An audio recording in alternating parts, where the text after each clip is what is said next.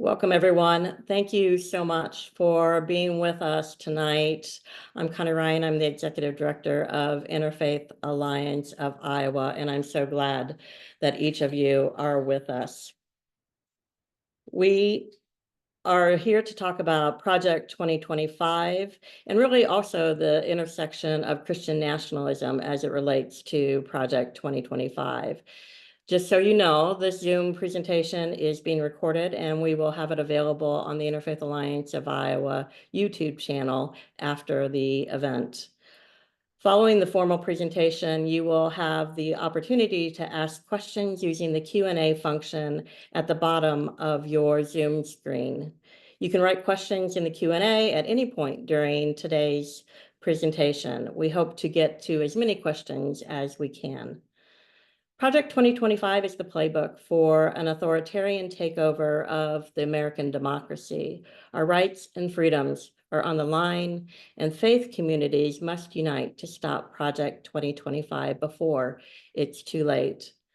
Guthrie Graves-Fitzsimmons joined Interfaith Alliance, our national office, in August 2024 as Senior Director of Policy and Advocacy. He most recently worked at the Baptist Joint Committee for Religious Liberty, where he helped lead its Christians Against Christian Nationalism campaign. Guthrie writes regularly about faith communities and social justice, and his expertise has been featured in many media outlets, including the New York Times, MSNBC, The Washington Post, CNN, NBC News, The Daily Beast, and more. He previously worked at the Center for American Progress, Rethink Media, and the National Immigration Forum. Guthrie is an ordained Baptist deacon, and he's the author of Just Faith, Reclaiming Progressive Christianity. Guthrie was the first to draw attention to the role of Christian nationalism in Project 2025. Guthrie will be sharing his research and how we can best respond. Welcome, Guthrie. Thank you for being with us tonight. Thank you so much for the invitation, Connie. It is a joy to be with so many interfaith advocates in Iowa, and I'm looking forward to talking about Project 2025.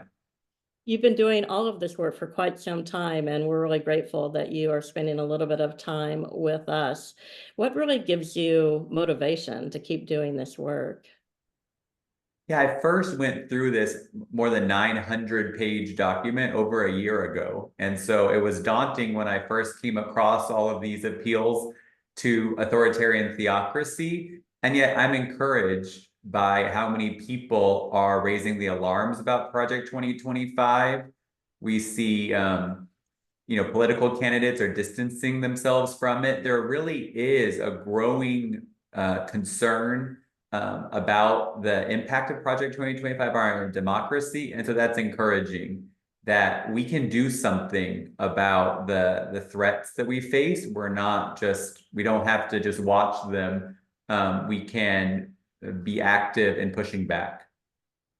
Well, I appreciate all that you are doing and all of your work. So I'm going to just turn it over to you, and I'm going to go away and just give you the spotlight. So I'll be back when we get to the Q&A. Thank you. And I will underscore, if you want to leave questions, this is a lot of information. If you leave that in the Q&A section, we'll get through as many of those questions as we can. But I wanted to start first with what is Project 2025 overall? It is a project of the Heritage Foundation, which is a non-partisan think tank the kind of goals of Project 2025 are couched in the next conservative president and what they want to see enacted. But we know even from the Heritage Foundation's website touting Project 2025 that this is meant for the next Trump administration. And we see in their introduction to Project 2025, they've released policy proposals in the past and tout that during the last Trump administration, nearly 2/3 of Heritage's proposals were enacted within the first year of former President Trump being in office. So while you may have heard during the debate between former President Trump and Vice President Harris, the former president say he hasn't read Project 2025, there's ample evidence that Project 2025 will have a major impact on our politics and policy should there be a conservative president in the White House. And there's several parts to the project.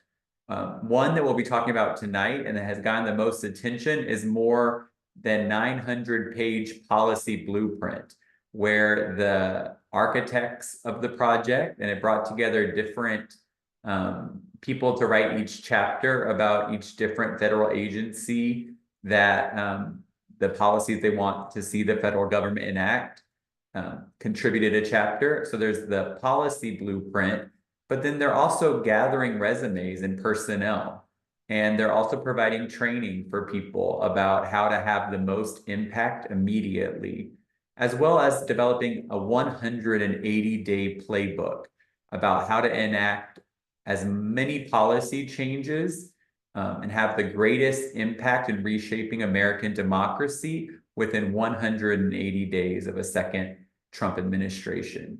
And there is a widespread feeling in far-right extremist movements that during the first Trump administration, there was it was too slow moving and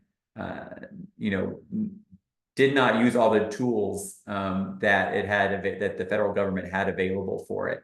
And so this is all part of a widespread, multi-pronged effort to enact radical policy change as quickly as possible through the executive branch. And so with that introduction, we're going to focus, though, on the 900+ page policy blueprint tonight. Can everyone see the slide? Interrupt me, someone, if you can't see the slideshow, but we tested it earlier. So hopefully it is working. A lot of the policy proposals in Project 2025 will be familiar to many of you. They repeat kind of aims of the far-right movement in the past and their policy aims. And yet what's so scary and the big threat of Project 2025 is that it removes checks and balances on executive power.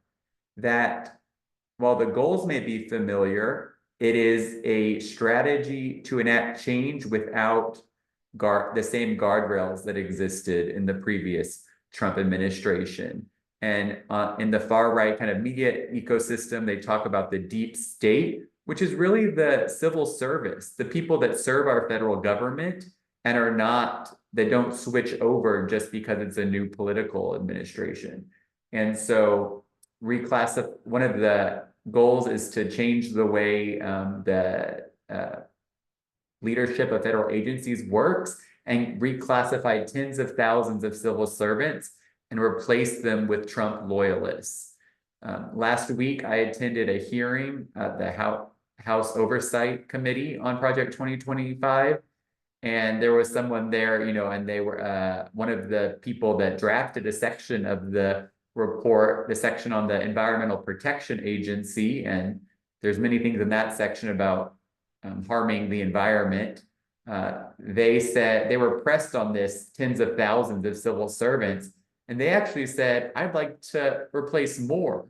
So they were saying this isn't even extreme enough, that there will be an entire effort to put in more and more Trump loyalists to be able to not have any sort of review or internal pushback to these policies. And they'll also want to switch the way federal agencies work to let political appointees apportion federal funds, and the weaponization of the Justice Department.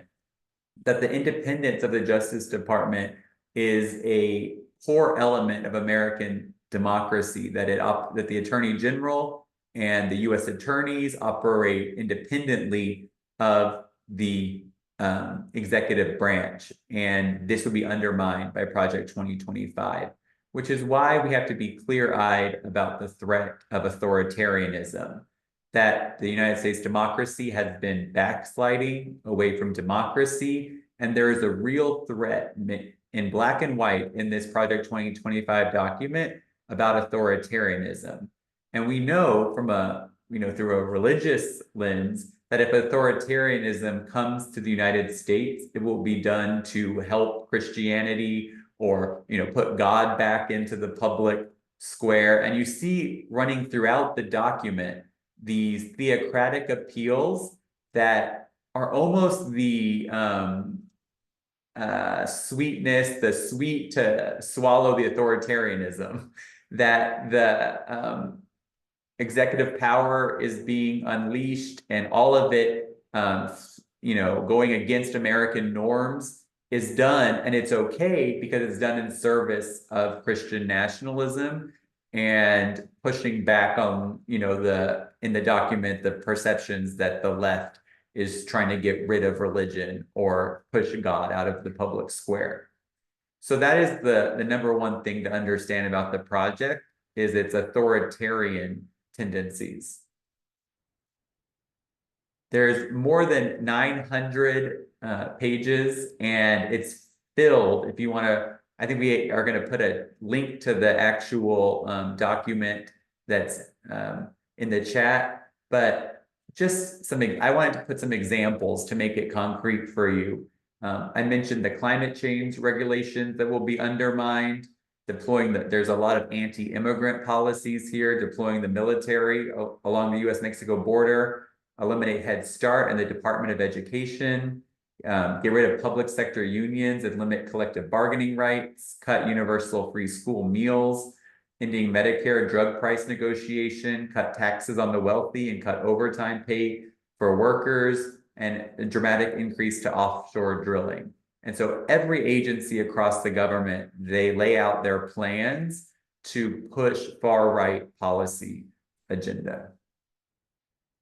But in terms of this discussion about the role of Christian nationalism in Project 2025, I want to focus on the impacts around LGBTQ rights, reproductive rights, and religious liberty, because that is where we see Project 2025 specifically pushing a fundamentalist Christian interpretation into law and policy. Whenever I talk about Christian nationalism, it's important to say we're not talking about a kind of mainstream Christian view. This is a fundamentalist, far-right Christian interpretation of Scripture that is being pushed. And going back to when I first looked through Project 2025, the thing that stuck out to me the most was in the section written by Roger Severino on the US Department of Health and Human Services about that the federal government should maintain a biblically based, social science reinforced definition of marriage and family. And this comes right after a part where he is talking about the Respect for Marriage Act being a non-religious law. Of course, the Respect for Marriage Act was the law Congress passed in a secular fashion in our secular democracy where we don't have religious or non-religious laws.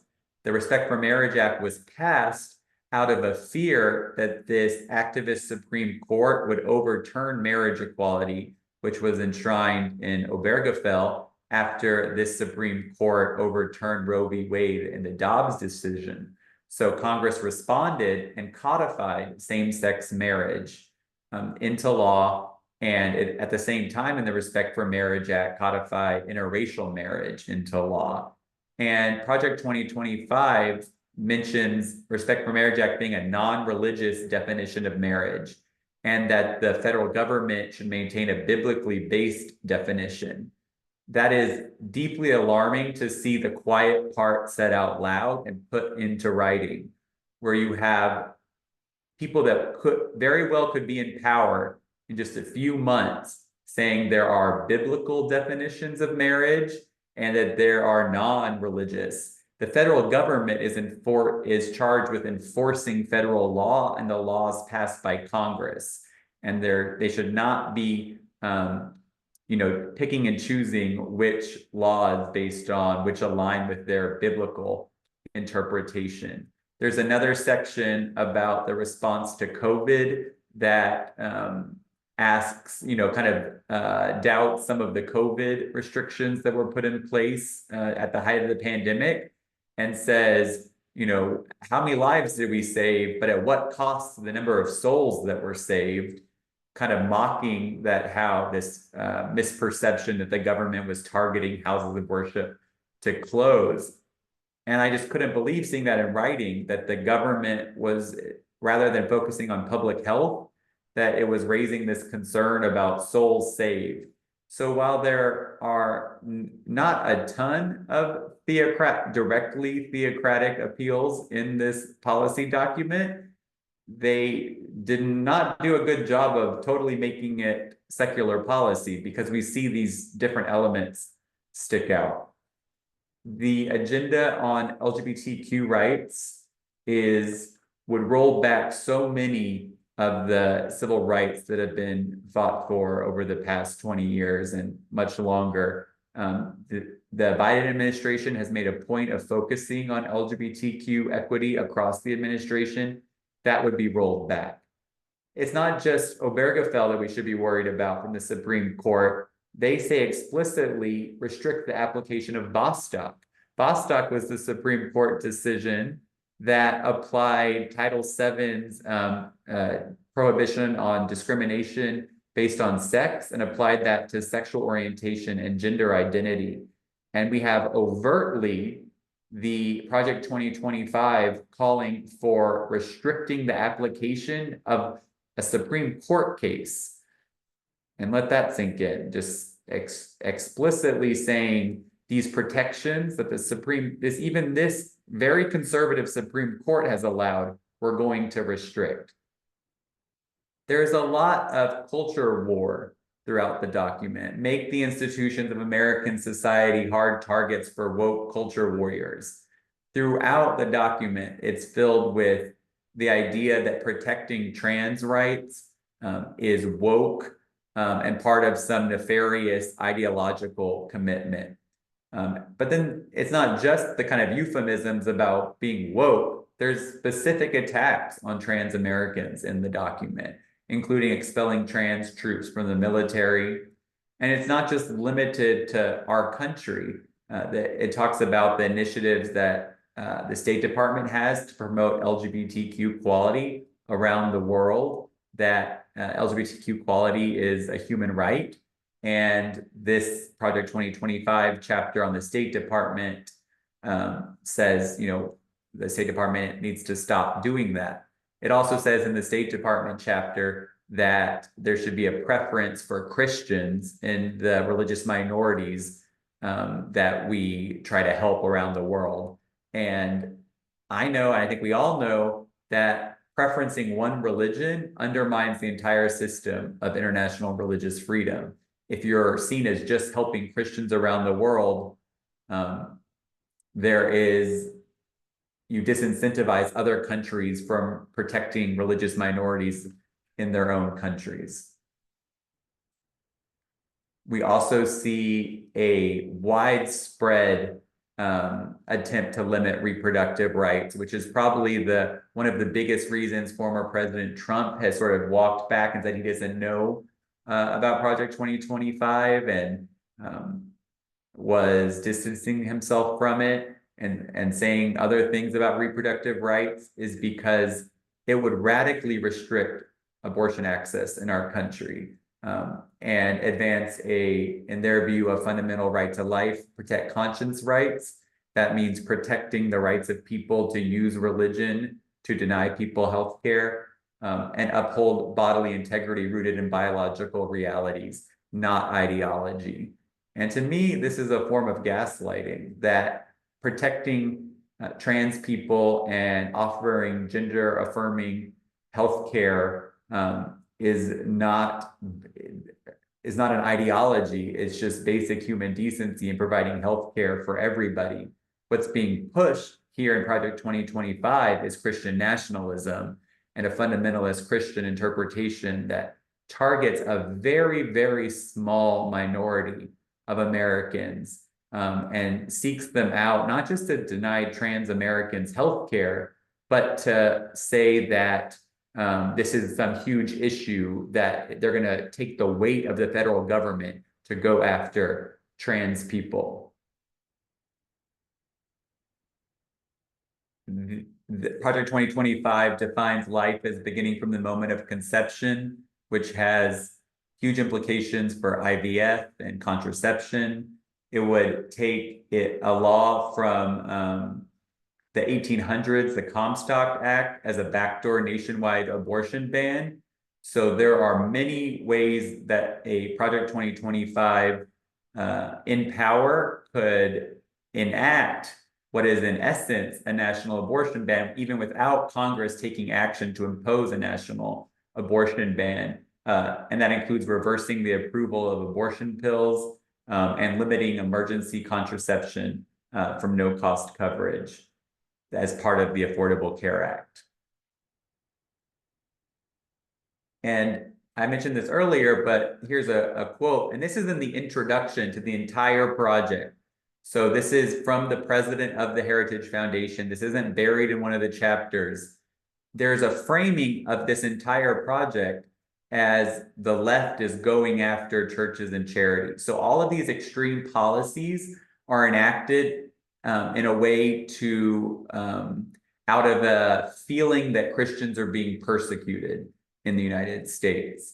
I was at a conference on Friday and heard from a senior Homeland Security official from the Trump administration who had served there in the Department of Homeland Security and, you know, a Republican. And she had said this widespread perception that Christians in the United States are under attack is both very strongly believed in conservative Christian circles and is also not based in reality of many types of hate crimes or targeted harm targeting conservative Christians in our country. And yet that is a lot of the ideological building blocks of Project 2025, is that these authors and these policies are aggressively pushing back against anti-Christian persecution. Religious liberty.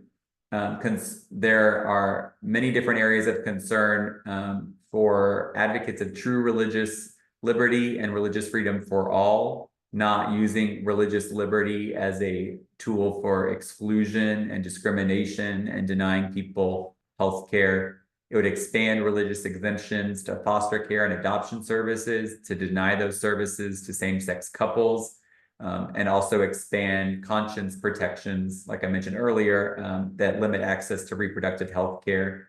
And so while there are expanded exemptions being put in place, the government would also see its role as promoting more direct taxpayer money going to religious organizations and freeing them from those government regulations. I come from a Baptist perspective. Connie mentioned previous to joining Interfaith Alliance last month, I was at the Baptist Joint Committee for Religious Liberty. And one of our core arguments as Baptists for a long time has been that the separation of church and state is good for churches to uphold because taking more government money would invite regulation. And that's a really good principle for why the separation of church and state should be upheld. And yet here it is really undermining both more money going and less regulation at the same time. There's also in the Department of Labor an effort to get more people to rest on the Sabbath by forcing employers to have time and a half pay for hours worked on the Sabbath, which would then limit the number of hours worked on the Sabbath. The government should have no role in promoting Sabbath. That when the government tries to promote one religion or one religious practice, it harms that religion and devalues everyone in the country that does not practice religion that way.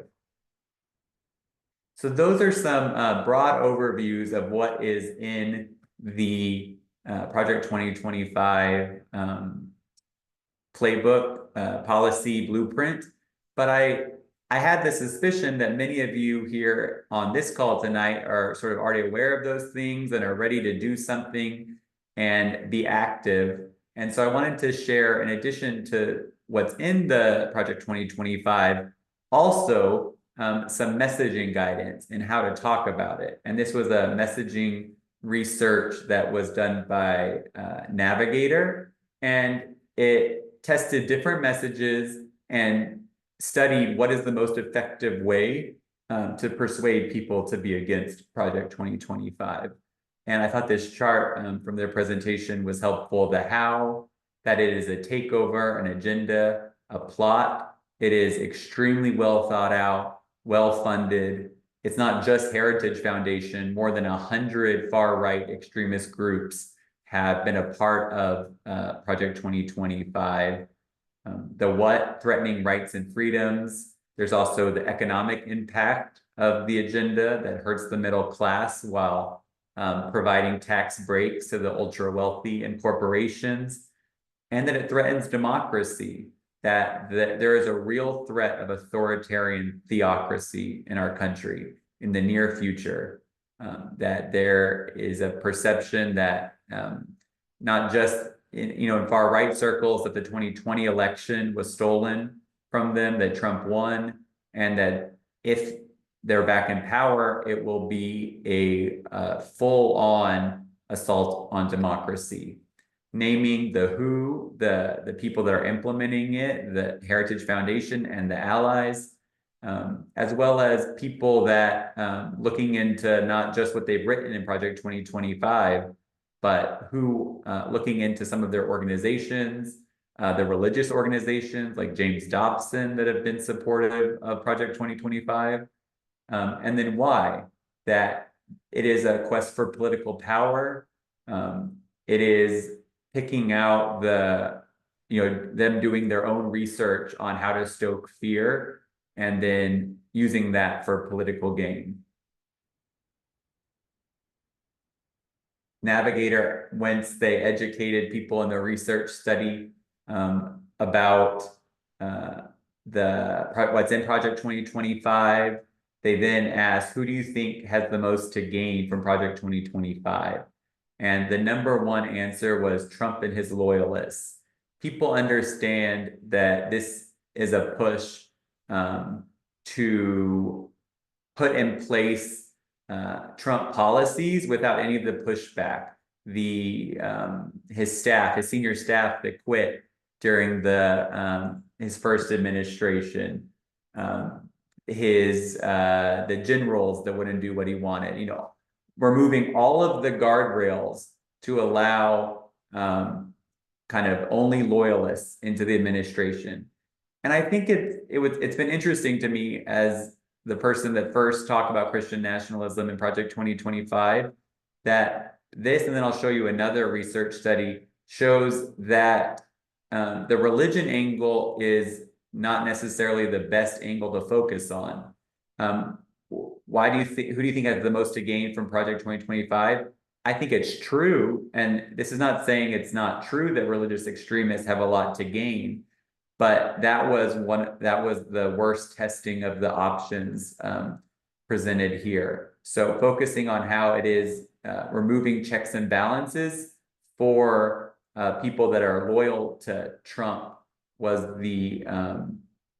what people understood to be the impact of Project 2025, which means we still talk about Christian nationalism and the role of religion in the document, but I think it's helpful to start with understanding the overall picture of what's going on. One of the things that brings me hope as I do many different discussions of the project and read about it is that as more people learn about it, their opposition to it grows. And this is not just negative information. You see this point, the second stage on this graph is informed, read after statements from supporters and opponents. So they were exposed to statements of support for Project 2025. And the negative, even after just being exposed to the supporters and opponents, you see there is negative opinions of it grows. And then once they're exposed to more messaging that was developed, the 2/3 reject Project 2025. So these extremist policies are largely rejected by the American public, which brings me hope. We know that people of faith support LGBTQ rights and support reproductive rights. And these policies that I've talked about are far to the extreme of our shared political life. At the same time, we know a highly motivated small group of people can have a huge outsized impact on our politics and the state of American public policy. So it's important to know that this is not a mainstream effort, and yet it can have profound, wide-reaching impacts across the population. This was another study that was done to look at messaging by the Center for American Progress and a group called accountable.us. And they tested different messaging to see what worked the best to move people to oppose Project 2025. And the best testing message was Project 2025 is a power grab that guts our checks and balances and gives the president too much power. People understand that first thing I started with, which was gutting the civil service and replacing tens of thousands of civil servants, trusted, non-partisan federal employees with loyalists, political loyalists. And that was the most concerning thing. So when you talk to somebody and they say, what is Project 2025? I encourage you to start from a place of it's a power grab. It takes the guardrails off. There will be fewer checks and balances from the other branches of government. Then we see the worst testing message was Project 2025 imposes a specific set of religious views and morals on everyone else and threatens American freedom. So it was not a great testing message. And while that's true, and people need to be educated about the harms of Christian nationalism, it's recommended that you start with the broader messaging frame and then talk about Christian nationalism. Because also the role of Christian nationalism, to me, is one reason why groups like Interfaith Alliance need to be active in the fight resisting authoritarian theocracy.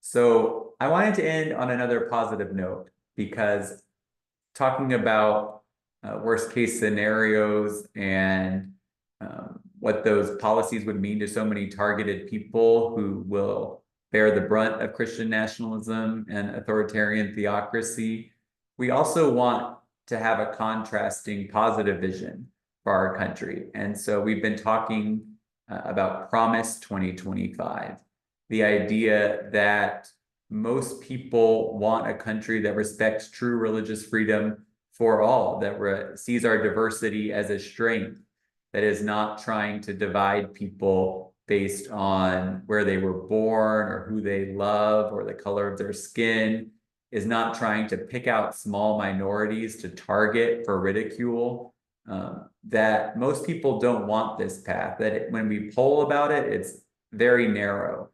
And we can, while drawing attention to the dangers of Project 2025, always come back to the promise of the United States, the promise of religious freedom that we've been given, that has never been fully enacted, but that it's our job to make more real in our time. And together we can achieve democracy and not just defeat Project 2025, but make a promise to future generations about positive policy change.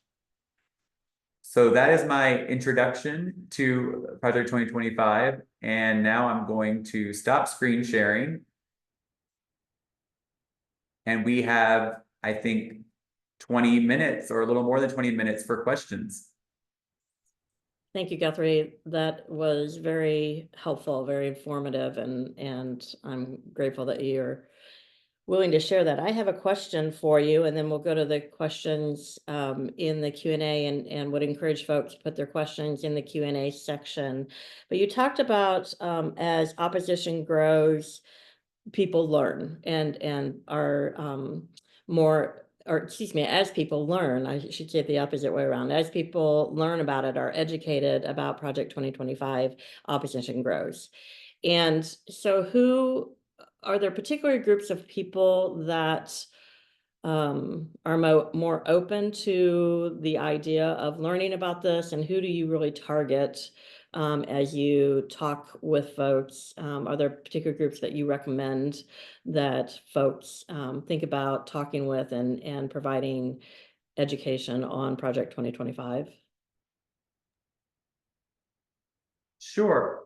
I always encourage people to, one, try not to engage, kind of far right extremists, especially that could lead to violence, or to try to argue with people that are really set in their views about these issues, that for most people, they're somewhere in the middle.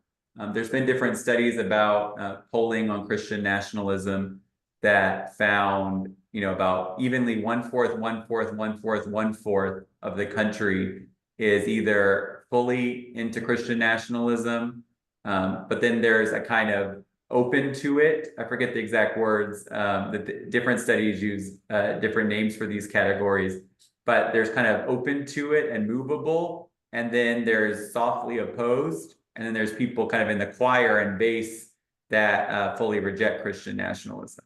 So I would say it's not the best use of people's time to go after people that hardcore believe and are activists for Christian nationalism and would probably cheer on Project 2025, but to educate people who haven't heard about it. So people that are maybe on the fence about voting, to think through what is, make real the stakes of the election. So much of our election can get distracted by character and personality and the antics and the different things that are, part of the political process, but returning the conversation to policy this is what will happen if Project 2025 is implemented. These are the people that will be harmed. So I would aim for people that haven't heard about it. So just educating your community. And then there's also people that are already on board. You sometimes hear people talk about not wanting to preach to the choir, but the choir also needs choir practice. And so all the people on this call, all the people watching on YouTube at a later date, there are people that you could share about Project 2025 with, who you may think, oh, they already agree. I'm not like talking to my cousin who I think needs to change her views. You're talking to a friend that may have not attended this webinar and could use the additional information to educate their community. So I would focus on kind of persuadable people that maybe haven't heard about it yet. And then on also just educating other activists and advocates with these tools, especially the ones about how to talk about it, that kind of deeper, not just what's in it, but how to approach messaging. When I started this more than a year ago, reading Project 2025, part of me was like, this is going to be big on the one hand, but then the other is I never expected it to be this big. Yeah. In terms of it being mentioned in the presidential debate between Vice President Harris and former President Trump, to be all over the news. I had no idea that it would be this big, which is an opportunity for all of us. It's also an opportunity to talk in a C3, 501c3 nonpartisan way about the issues at stake in this election.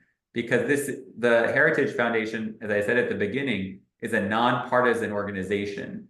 And so they will, this is not a partisan document, and it's totally within other nonpartisan nonprofit organizations' rights to talk about this nonpartisan policy blueprint.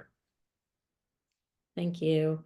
Corinne has a question. We're doing a study on Bonhoeffer and similarities between the early work of the Nazi Party, probably not called the Nazi Party at the time, and Project 2025 was discussed in the first session of her group.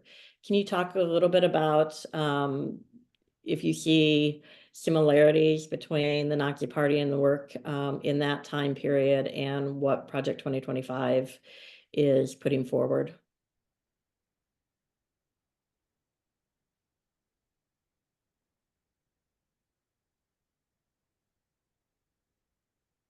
Well, I do think it's important to, yes, to draw historical parallels to the Nazi Party and the role of, I think, as a Christian, I think about the role of the church in its complicity, but also being inspired by the resistance to Nazism.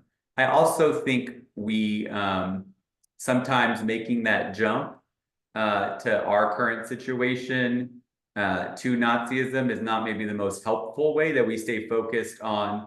There's plenty to draw upon in our recent history, like talking about the insurrection in January 6th, the fact that it's really in doubt about the peaceful transfer of power. I think staying focused on what's in Project 2025. And while there are certainly things to draw inspiration from in Christian resistance and then Christian complicity with Nazism, I don't think it's super helpful to try to draw exact parallels between now and then. I also there's been a how should I say this, people have gone overboard a little bit with Project 2025. I'm not saying the questioners, I'm saying separately that there are people saying this isn't Project 2025 and it's not. And so being precise with what's in it is important, because we want to be, credible as we talk about it. Sure. Kind of related to that, not about Nazism, but comparisons, I guess. David asked, many people refute the fact that Trump supports Project 2025. And what is a good response to that?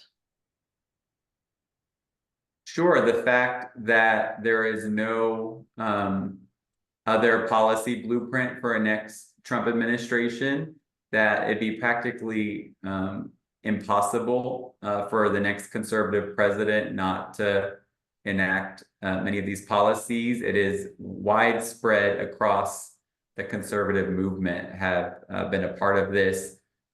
And many of the people involved in the project were part of the last Trump administration, are still in his good graces. Many of the people that served in the last Trump administration kind of left and quit publicly.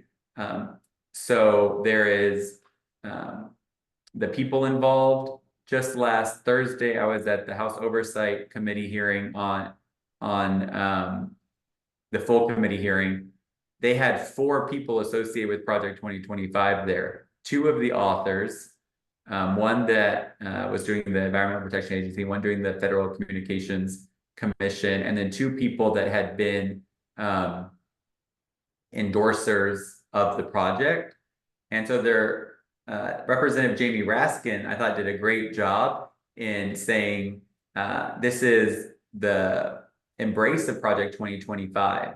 So whatever the former president says on stage is one thing, but many of his closest advisors and people behind the scenes are still pushing the project and the people behind the project, because personnel is policy. And if these people get into office and are, appointed or put in charge of federal agencies, they will, this is their worldview and policy priorities. Jean asked an interesting question. Do Democrats have a similar policy blueprint, meaning a progressive point of view, comprehensive plan, or progressive organizations, maybe, since this really comes from the Heritage Foundation? And that's important to underscore. This is not a partisan document. Yeah. This is a non-partisan document for the next conservative president. I would say I worked at an organization called the Center for American Progress, which is a think tank that puts out policy recommendations. It's done a ton of research exposing Project 2025. And so, yes, there are progressive think tanks that put out policies. I think what is different about Project 2025 is it's not just the policies, but it's the authoritarianism and the idea that it rests on is that the last conservative president was not extreme enough and did not move fast enough, which I think we can all agree is a scary thought. Yeah, Diane asked a question just for clarification on the one slide that you had, and you talked about the Navigator group that came from, and she's wondering who the Navigator organization is. Navigator Research. It is a kind of behind the scenes, but they publish these results so that they can be equally accessible. That does message development testing for progressives. So I can drop a link to their website in. So they're providing, and you can see Navigator in the news, and you can read, you know, about the people behind it. They consult on a wide range of different public policy issue areas. Great, thank you. Harvey asked a question, and I might need a little bit of clarification from it, but can reclassification be done without congressional action? He asked it early on, so I'm not sure what he was referencing. Maybe you know.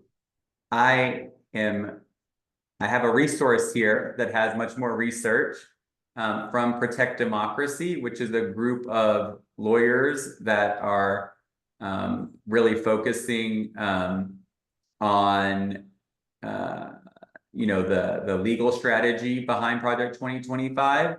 And so I'll direct people to that resource to get the specifics. You'll note here that the 50,000 number that Trump officials have cited is probably a floor rather than a ceiling. Okay, thank you. Thanks for putting that in there.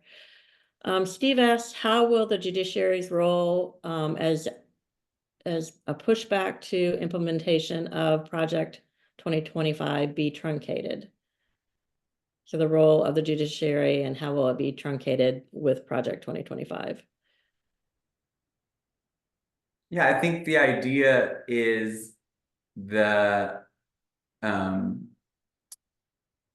federal agencies will be unleashed sort of in their telling of it to enact the kind of change they want to see with less judicial oversight. We saw the troubling Supreme Court decision just recently about saying Trump's immunity from prosecution for acts he did while in office last time. I think there will be legal challenges, and a big part of the Stop Project 2025 task force that has been stood up in Congress is not just to fight things legislatively, but also through the courts. So while I think these plans are about what can be done without judicial oversight and with a friendly Supreme Court, there will definitely be a legal strategy to try to stymie some of these efforts if they were to be implemented. So I don't want this to be like, if Project 2025 is implemented, there's no hope and the courts will fail us. I think we have to bring legal challenges and have to engage the legal system. Congress will have a big role to play, and the people will have a big role to play in mass protests and pushing back in public. Cindy asked, and you can relate this more specifically to Project 2025, but is the far right currently infiltrating the military and law enforcement? For example, the Air Force Academy in Colorado Springs. And so maybe talk just a little bit more about what is in Project 2025 related to the military. Yeah, that's not an area, military policy is not really an area I focused on, other than the piece I was talking about as it relates to stopping trans people from serving in the military. I would say there's a lot of other groups out there that are looking into radicalization, and there's certainly a perception on the far right that the military stood in the way of the Trump administration last time. And so I can see how they would want, in their telling of it, they'd want to have less pushback from the military, the courts, the deep state, which is the federal civil service that are nonpartisan federal employees. And so every element, I think it's fair to say, the idea is to have less internal pushback. At the end of the day, Christian nationalism and Project 2025 are really about the centralization of power and privilege and money. And so talk a little bit more about how the centralization of power, would impact people's rights that you discussed earlier of reproductive health care, LGBTQ rights. Like how does centralization of power really on the ground level how will it impact people's rights? Sure. Every democratic advance in our country, every expansion of civil rights came because we were active citizens in our democracy, that people voiced their opinion, fought for the civil rights, protested, voted. Our entire system of civil and human rights is built on that, direct engagement of people. And so a much more powerful executive branch and executive government that is targeting political opponents. So the weaponization of the judicial department, of the Justice Department. There's attacks in Project 2025 on the FBI and its independence.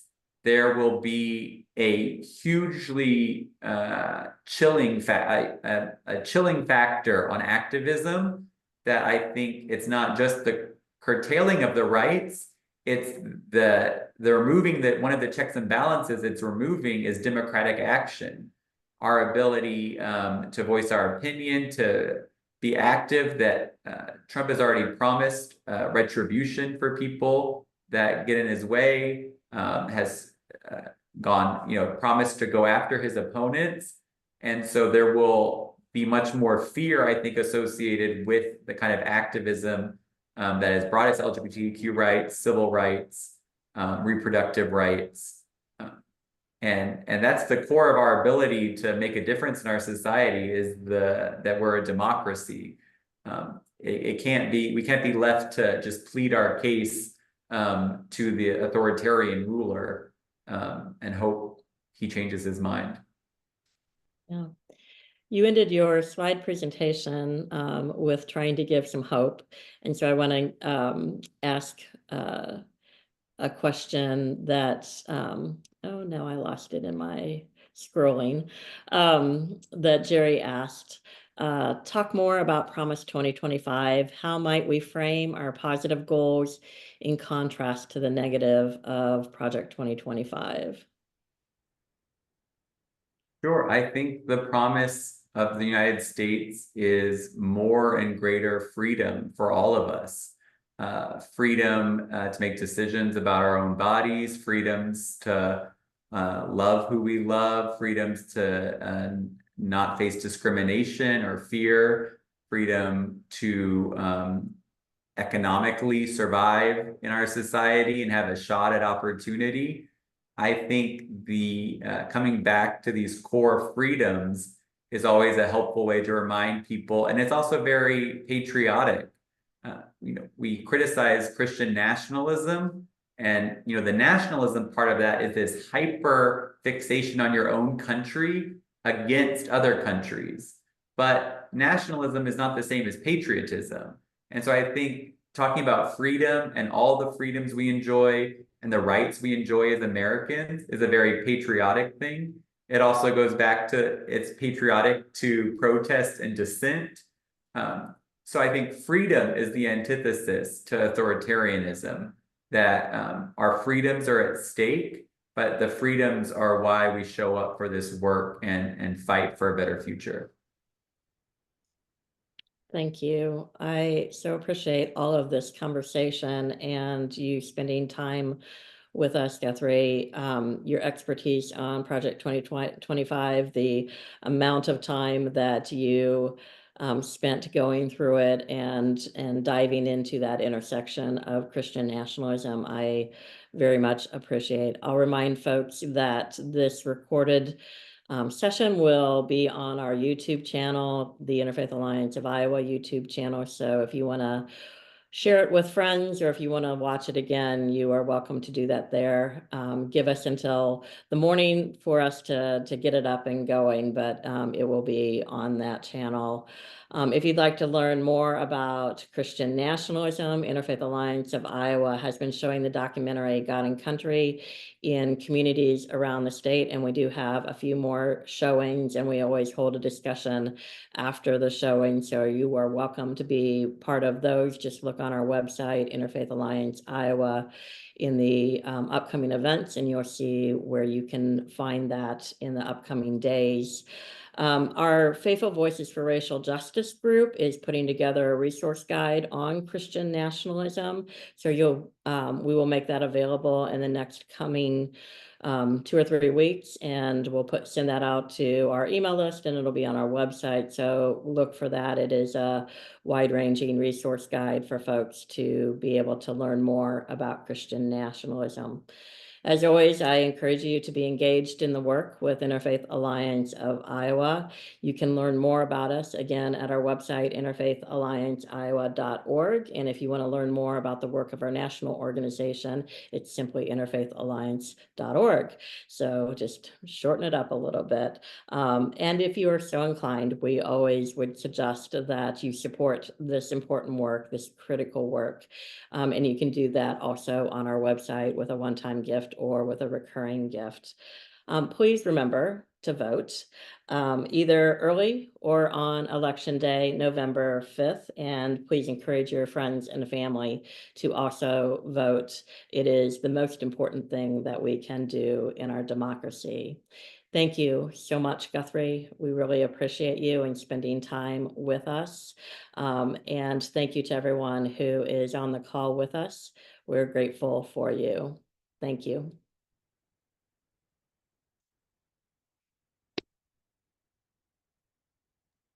Thank you, Connie. Good night.